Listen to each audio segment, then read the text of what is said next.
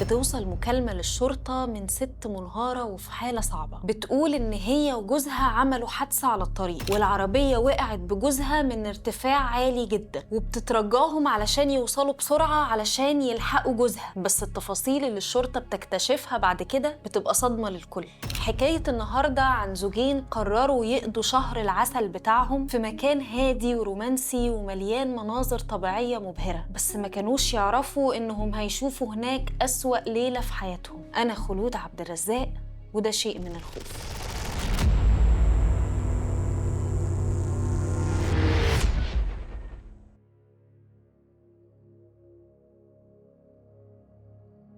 يوم 11 مايو سنة 1995 استقبلت الشرطة في كالفي في جزيرة كوراسكا مكالمة مرعبة من 2 سياح راكبين عربيتهم على واحد من الطرق الجبلية في الجزيرة. ست كلمتهم وهي منهارة وقالت إن جوزها كان سايق العربية على منحدر، والعربية وقعت واتكسرت على الشاطئ وهي قدرت إن هي تنط من العربية قبل ما تقع. وصلت الشرطة وعمال الإنقاذ لمكان الحادث ولقوا الست اللي كلمتهم اسمها أورور مارتن، عندها 25 سنة ومن بلجيكا، وقالت للشرطة إن هي بتقضي شهر العسل مع جوزها اللي اسمه مارك فان بريز اللي عنده 36 سنة. نقلوا أورور للمستشفى بسبب الصدمة والعلاج من الإصابات اللي تعرضت لها، وتاني يوم طلعوا جثة مارك. كانت الصدمة صعبة عليها وما قدرتش إن هي تتقبلها أبدا، لدرجة إن هي عزلت نفسها عن العالم تماما وكانت في حالة اكتئاب صعبة. ولما رجعت بلجيكا تاني دخلت لمصحة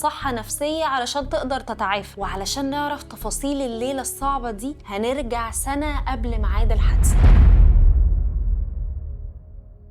مارك كان رجل أعمال بلجيكي عايش في بروكسل وشغال محاسب قانوني. حقق نجاح كبير كمستشار مالي في شركة خدمات مالية، اشتغل علشان يطور حياته المهنية وما كانش عنده وقت كبير للحياة الاجتماعية بره دايرة عيلته وأصدقائه المقربين. كان شخص انطوائي، لكن لما قرب على الأربعينات حس إنه مستعد إنه يدخل علاقة جدية ويكون أسرة. علشان كده استعان بموقع من مواقع المواعدة ومن خلاله تعرف على أورور مراته المستقبلية، وكان صادق وصريح بخصوص اللي بيدور عليه، وكان مستعد للاستقرار وتكوين أسرة. وكانت أورور صريحة معاه زيه بالظبط. أورور كانت جميلة ومرحة واجتماعية وقدرت إن هي تتعرف بسرعة على عيلة مارك، رغم إن عيلة مارك كانت شاكة بخصوص العلاقة في البداية، لكن مارك كان مبسوط جدا بعلاقته مع أورور وكانت كل حاجة مثالية. وبعد 6 شهور بس اتجوزوا في بروكسل يوم 11 مارس 1995. كانت كل أفراد عيلة مارك الكبيرة موجودة، لكن أورور عزمت أختها بس، وده كان شيء غريب شوية بالنسبة لعيلة مارك. وبعد الجواز بشهرين راحوا علشان يقضوا شهر العسل واختاروا جزيرة كوراسكا الفرنسية، ودي جزيرة في البحر الأبيض المتوسط مشهورة بمناظرها الطبيعية المميزة جدا. في الأسبوع الأول من شهر مايو حجزوا في أوتيل في كالفي علشان يقضوا أسبوع رومانسي. كان الأسبوع مريح واتبسطوا فيه واستمتعوا بالشوارع وهم بيخططوا لمستقبلهم مع بعض. نرجع تاني ليوم الحادثة في ليلة 10 مايو.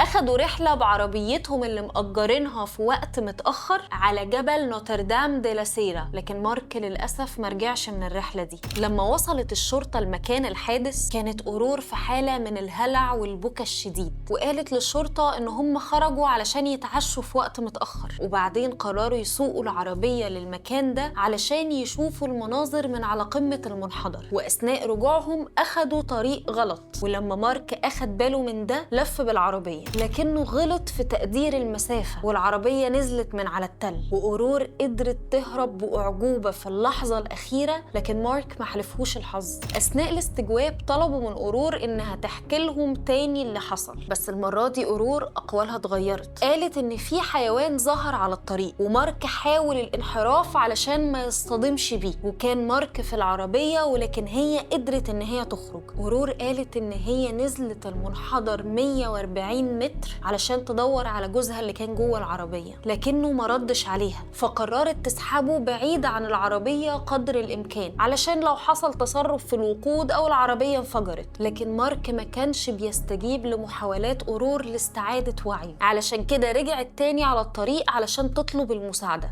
المحققين كانوا في حيرة كبيرة من قصتها. لما وصلوا أول مرة حاولوا إنهم ينزلوا من المنحدر للشاطئ، لكن ده كان شبه مستحيل من غير معدات مناسبة. علشان كده ادعاء أورور إن هي نزلت لوحدها في الضلمة من غير مساعدة كان شيء بيدعو للتساؤل. وكمان أخدوا بالهم إن هي ما كانتش لابسة حاجة في رجليها ورجليها ما اتأذتش، والتسلق على التضاريس الصعبة دي أكيد كان هيسبب لها جروح عميقة وكسور بدون شك.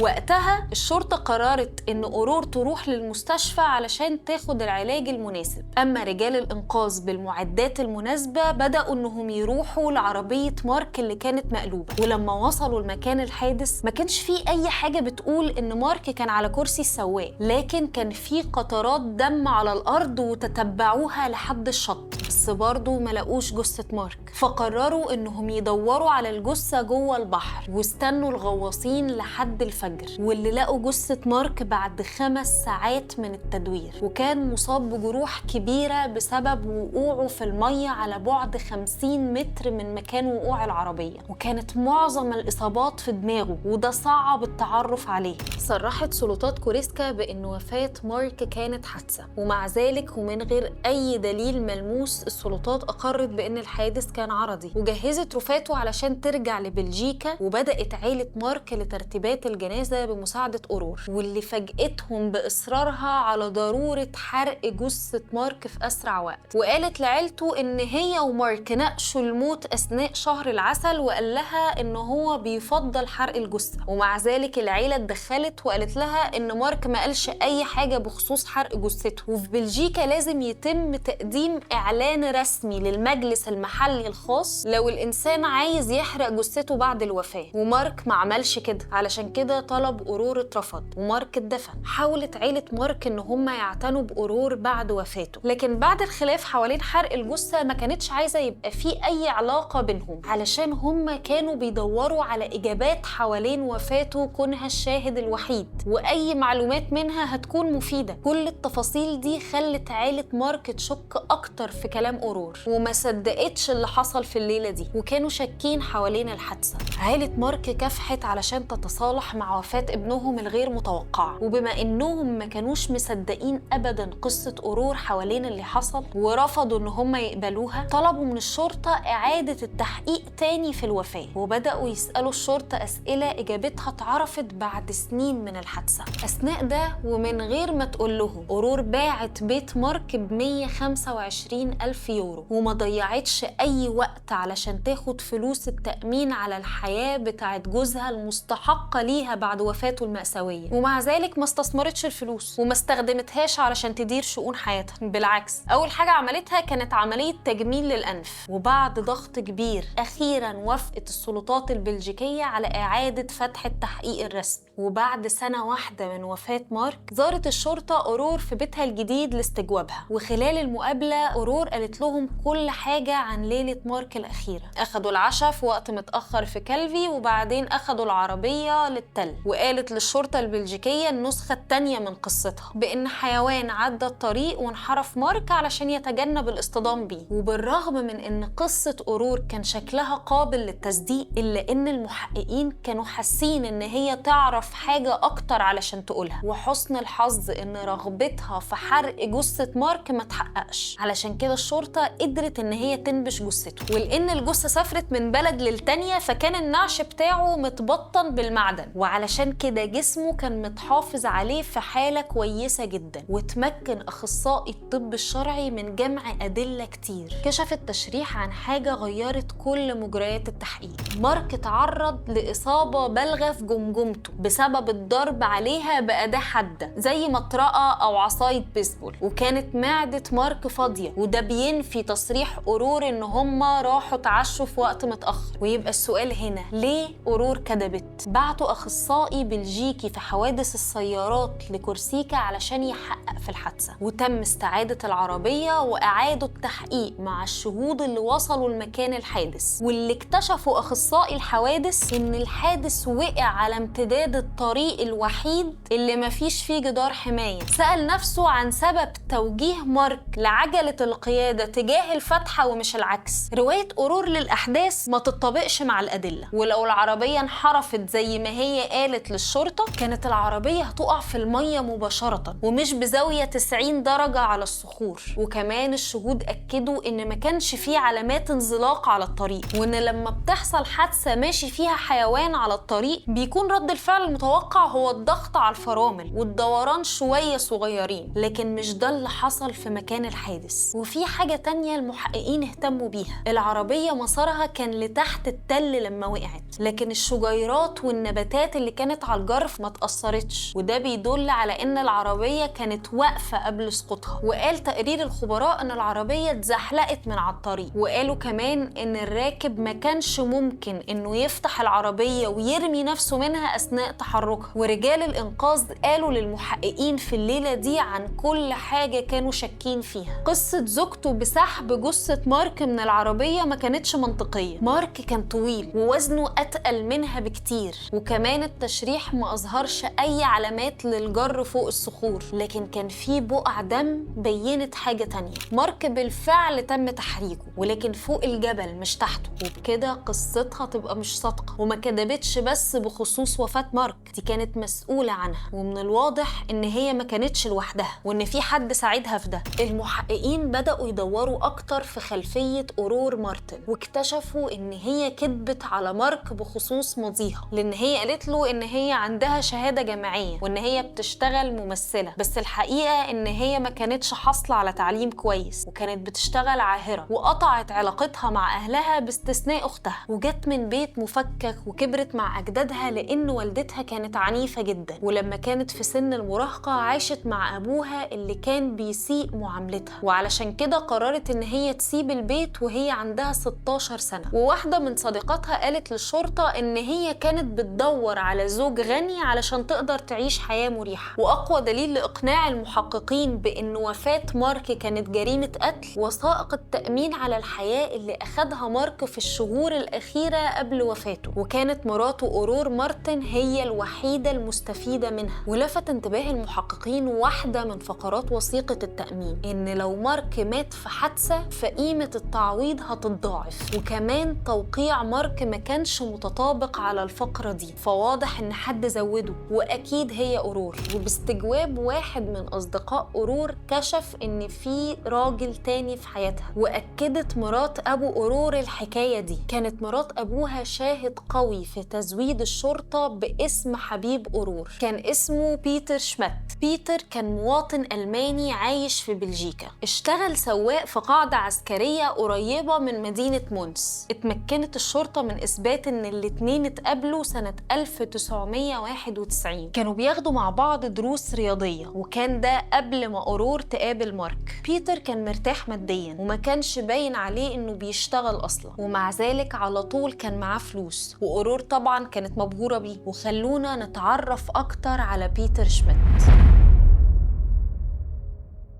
بيتر قابل مراته سنة 1992، اسمها أورسولا ديشام، كانت طالبة بتدرس لغة أجنبية. اتقابلوا في ملهى ليلي وحبوا بعض، وعيلة أورسولا كمان حبته، وقعدوا كتير ما بيفترقوش أبدا، لدرجة إن بعد 4 شهور بس اتجوزوا، وكان الاتنين عندهم 22 سنة بس في الوقت ده. لكن من بعد توقيع أوراق الجواز والحماس بدأ يقل، كل حاجة اتغيرت. بيتر بقى متغطرس ومسيطر جدا، ونادرا ما بيكون في البيت، وكان بيزعق في أورسولا علشان أي حاجة وكل حاجة. وأختها مرة شافت واحدة من الخناقات دي لدرجة إن هي خافت على سلامة أختها. أورسولا اكتشفت فلوس كتير متخبية في دولاب بيتر، والفلوس دي كان معاها جواز سفر مزور، وبيتر ما قدرش يشرح سبب وجوده معاه، وبدل ما يبرر ده قلب الترابيزة طبعا وبدأ يلومها إن هي اللي بتفتش في حاجته الشخصية. أورسولا ما بقتش بتثق فيه بعد ما اتأكدت إن جوزها متورط في عملية نصب، وأدركت إن كل ما اتطلقت بدري منه كل ما كان أحسن، وقالت لعيلتها نيتها وإن هي عايزة تقدم طلب طلاق. واستقبلت أورسولا طلب من الشرطة بيطلب الإذن في استجوابها بخصوص جوزها، بخصوص تورطه في عملية احتيال. وافقت أورسولا على إن هي تقدم إفادتها، لكن قبل ما تقدر تروح للشرطة ماتت. وده حصل بعد ما بيتر أصر إن هو يقابل أورسولا للمرة الأخيرة علشان ينهوا أمور الطلاق. راحوا راحوا لبيته ومشيوا حوالي الساعة 9:15 بالليل، وبيتر بيقول إن هم توجهوا لطريق جنب النهر، وساعتها تعرضوا لحادث مأساوي.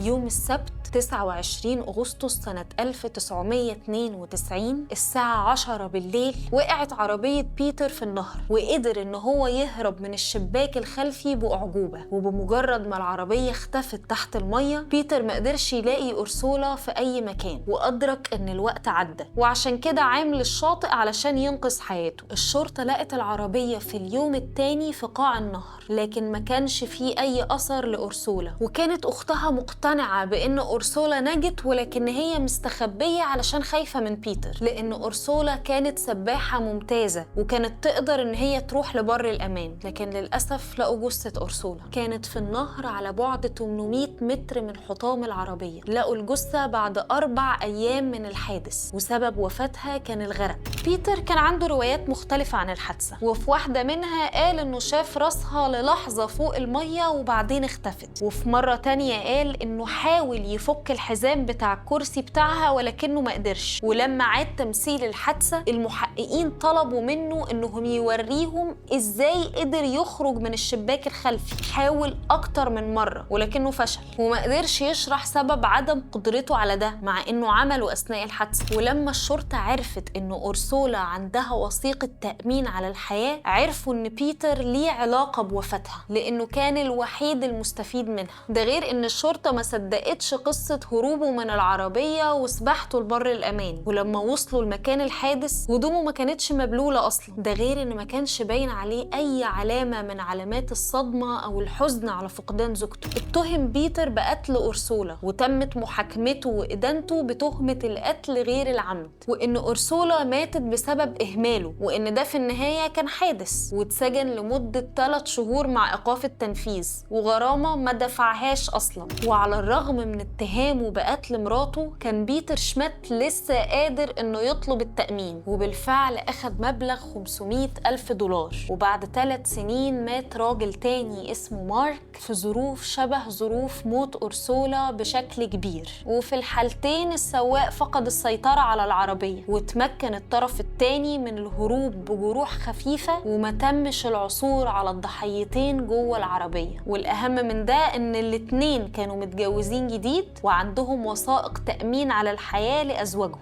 اعتقد المحققين إن بيتر شمات أغرى أورور مارتن، وأقنعها بتكرار نفس عملية الاحتيال اللي هو عملها مع أرسولا، وكانوا شبه متأكدين إن هو اللي دبر للعملية كلها. ومع كل الأدلة اللي بتأكد تورط أورور وبيتر في قتل مارك، اتجهت الشرطة لأورور علشان تعتقلها، ولكنهم اتأخروا لأنها ما بقتش في بلجيكا. ومع شكهم إن بيتر كان شاركها، راحوا يدوروا عليه وبرضه ملقوش ليه أي أثر. ونبهت السلطات البلجيكية الانتربول، وصدرت مذكرة رسمية باعتقالهم. وفي الأثناء دي الاتنين كانوا عايشين في ميامي في فلوريدا، وأخدوا 500,000 دولار من تأمين أرسولا على الحياة، بالإضافة ل1,300,000 دولار من تأمين مارك على الحياة وبيع بيته. عاشوا في رفاهية تامة في مبنى في شارع كولينز في ميامي، وكانوا بيقيموا حفلات على اليخوت وبيستمتعوا بالفلوس لأقصى درجة. وبيتر اشتغل كبائع للعربيات واليخوت الفاخرة، واتأكدت أورور من اختلاطهم بالأشخاص المناسبين من الطبقات الراقية في ميامي، يمكن يلاقوا ضحايا محتملين جداد. وما كانوش بيستخدموا أبداً أي بطاقات ائتمان، استخدموا فلوس كتير كاش علشان يدفعوا الإيجار ويجيبوا الحاجات اللي محتاجينها. علشان كده كان صعب قوي إن يتم تعقبهم. ولما المدعي العام في بروكسل عرف مكان وجودهم، قدم طلب للولايات المتحدة بمراقبتهم، وفعلاً ده اللي عملوه. ولكن مرة تانية كانوا مشيوا، وما كانش فيه أي أثر لعربياتهم أو اليخوت في أي مكان. واللي خوفهم كده هو مقال في صحيفة فرنسية بإن الشرطة البلجيكية بتدور عليهم، فقرروا إنهم يختفوا ويهربوا. راحوا لجزر البهاماز وفضلوا هناك 2 شهر قبل ما يرجعوا للولايات المتحدة. وأول ما رجعوا لميامي باعوا كل متعلقاتهم لأن فلوسهم كانت بتخلص. وقدرت شرطة ميامي إن هي تراقب اليخت الخاص بيهم، لكن ما كانش فيه أي حاجة بتدل إن بيتر أو أورور باعوا اليخت. والمالك الجديد الجديد قالوا إنه اشتراه منهم بسعر كويس جدا، وقال إن كمان هم لسه عايزين منه فلوس، وبيتر اتصل بيه وهدد بقتله لو ما دفعش الفلوس اللي فاضله. بصوا الشرطة لسجل مكالمات المالك الجديد وشافوا إن مكالمات بيتر كلها كانت بتتعمل من تليفونات عمومية. بدأوا يراقبوا التليفونات المستخدمة للاتصال بالراجل ده، وبعد مطاردة قصيرة مسكوا بيتر قبل ما يقدر يركب عربيته ويهرب. ووقت ما أخدوه كان معاه 50,000 دولار كاش، وكمان قدروا يوصلوا لأورور واللي ما قاومتش بأي شكل، بالعكس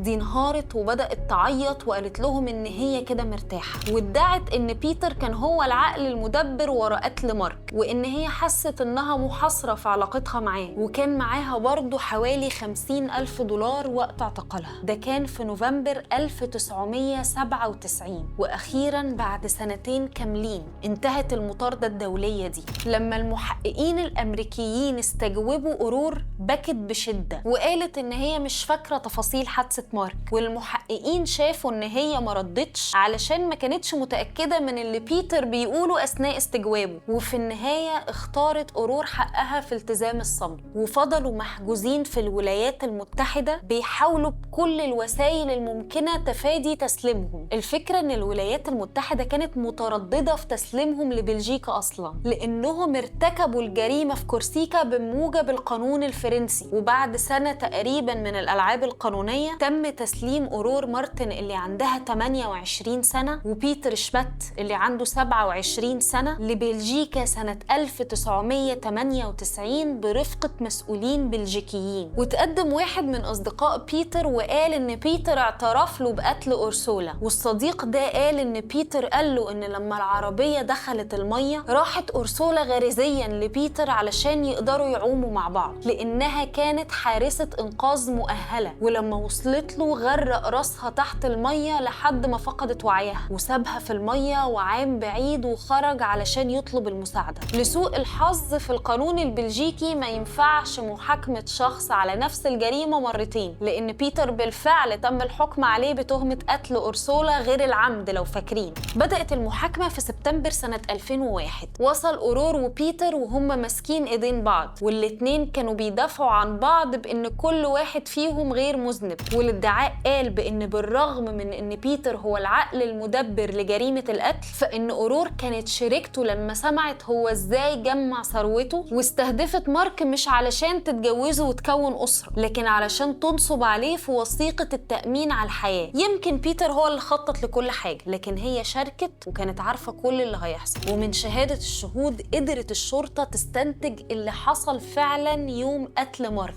أثناء ما كانوا في الرحلة طلبت أورور من مارك إن هو يوقف العربية لأن هي ما كانتش حاسة إن هي كويسة، وخرجت من العربية وخرج مارك وراها علشان يعتني بيها. ساعتها وقفت عربية تانية فيها 3 أصدقاء ألمان لبيتر وبدأوا يهجموا عليه بمضارب البيسبول، وأول ما فقد مارك وعيه رجعوه تاني للعربية وزقوه من فوق الجبل. وزعم الادعاء إن بيتر كان في نفس الوقت في كورسيكا مع أورور ومارك، وإنه كان هناك مع أصدقائه الألمان ال3، ومع ذلك ما قدروش يلاقوا دليل قاطع إن هو كان فعلا في كورسيكا في الوقت ده. لكن نحط في عين الاعتبار إن قبل موت أورسولا اكتشفت وثائق وهويات مزورة عليها صورة بيتر، فممكن جدا يكون سافر لكورسيكا بهوية مزورة. وكمان لما استجوبته الشرطة ما قدرش بيتر يفتكر مكانه في مايو سنة 1995، علشان كده ما كانش عنده عذر يبرئه. دافع بيتر عن نفسه وقال إن هو وأورور انفصلوا سنة 1994 قبل ما يظهر مارك في الصورة، وإنهم أعادوا إحياء علاقتهم بس بعد وفاته. وقال إن أورور كلمته في نص سنة 95 لأنها أخدت مبلغ كبير من الفلوس وما كانتش عارفة تديره، وهو نصحها تحطه في لوكسمبورغ، وفعلا سمعت نصيحته. لكن المحققين قدروا يثبتوا إن بيتر كان في فرنسا قبل 6 شهور من الحادثة، وبعت بطاقات بريدية لعيلته في ألمانيا، وبعت واحدة واحدة من كورسيكا، يمكن كان في مهمة استكشافية عشان يلاقي أفضل مكان للحادث، وده كان قبل جواز مارك وأورور. وما قدروش المحققين يلاقوا ال3 أشخاص الألمان المشتركين في الجريمة، وبما إن في كتير من التلاعب وأنصاف الحقائق في القضية، فده خلى في مجال للشك في وجود أصدقاء لبيتر أصلا.